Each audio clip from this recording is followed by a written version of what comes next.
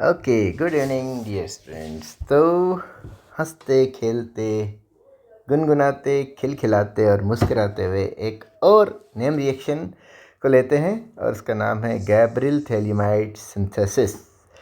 Gabriel थैलियमाइड संश्लेषण में Gabriel तो ऑब्वियसली मैंने बताया नेम रिएक्शन है तो नाम है।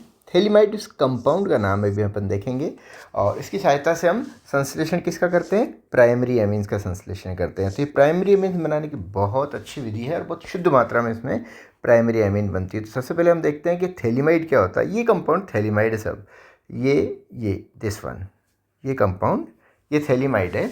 और इस थैलियमाइड कंपाउंड को समझने के लिए कि वास्तव में बनता कैसे है, मैं आपको पहले ये बताता हूँ कि ये कंपाउंड बनता कैसे है ताकि आपको ये चीज़ समझ में आएगी। देखिए, ये थैलिक एसिड हम सभी जानते हैं, ये एक डाइकार्बोक्सिलिक एसिड है। ये थैलिक एसिड की जब आप क्रिया अमोनिया से कराते हैं तो थैलिक एसिड एक कार्बोक्सिलिक एसिड है, अमोनिया क्षार है, तो अम्ल और क्षार की क्रिया से क्या बनेगा, लवण बनेगा। तो ये क्या है, अमोनियम थैलेट, ये अमोनियम थैलेट कहलाता है। अमोनियम थैलेट को जब आप गर्म करते हैं, जब आप अमोनियम थैलेट को गर्म करेंगे ना, तो यहाँ से क्या होगा, यहाँ से H2O निकलेगा, यहाँ से भी H2O निकलेगा। तो क्या बना है यहाँ पे, थैलामाइड। ये CONH2 ग्रुप आ गए यहाँ पर और यहाँ पर, इसको इस कंपाउंड को हम बोलते हैं थैलामाइड।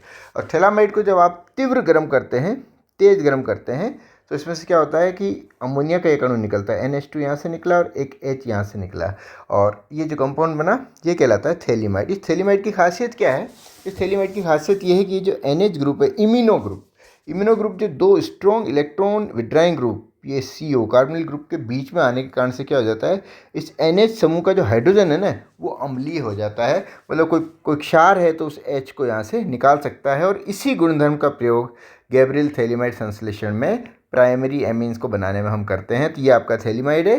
जैसा कि मैंने अभी आपको बताया कि दो C double bond O group के बीच में कौन आ गया, आपकी ये इम्यूनो ग्रुप। तो ये जो इम्यूनो ग्रुप का जो हाइड्रोजन है ना ये अम्लीय हो गया। इस कारण से जब आप इसको एल्कोहलिक केओएच के साथ गर्म करेंगे तो ऑब्वियसली केओएच क्या एक क्षार है, यहाँ से प्रोटॉन को एब्स्ट्रैक्ट करेगा और क्या निकाल देगा, वाटर मॉलिक्यूल निकल गया। तो क्या बन जाएगा, अम्ल और क्षार की क्रिया है तो ऑब्वियसली लवण बनेगा, ये बन गया पोटेशियम थैलियमाइड। ये पोटेशियम थैलियमाइड बन गया।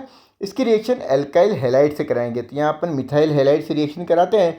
तो ये जो पोटेशियम साल्ट है थैलियमाइड का, यहाँ पर KX का रिमूवल हुआ, K यहाँ से निकला, X यहाँ से निकला, तो क्या बन गया है NK। तो ये कंपाउंड बन गया N एल्काइल थैलियमाइड, ठीक है ना। तो थैलियमाइड में इस यहाँ पे जो H लगा हुआ था उसकी जगह पे एल्काइल ग्रुप मिथाइल ग्रुप आ गया, तो ये कहलाएगा N मिथाइल थैलियमाइड। बस अब कुछ भी नहीं करना है, इसको HCl के साथ गर्म करना है तो इसका क्या हो जाएगा, जल अपघटन हो जाएगा। और जल अपघटन होते ही देखिए जल अपघटन कैसे होता है ये मैं आपको बताता हूँ।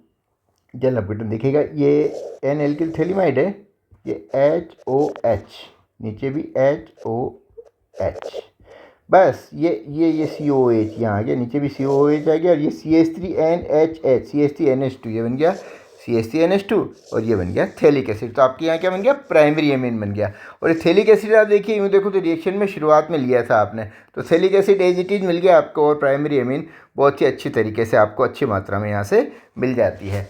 ये प्राइमरी एमीन है एलिफेटिक प्राइमरी एमीन। यदि आपको एरोमेटिक प्राइमरी एमीन बनानी है तो ये बेंजिल अमीन, ये बेंजिल अमीन तो बहुत आराम से आपके यहाँ से बन जाएगी क्योंकि C6H5CH2Cl इसकी रिएक्शन कराएंगे ना तो ये आपके 6H5CH2NH2 तो बन जाएगा।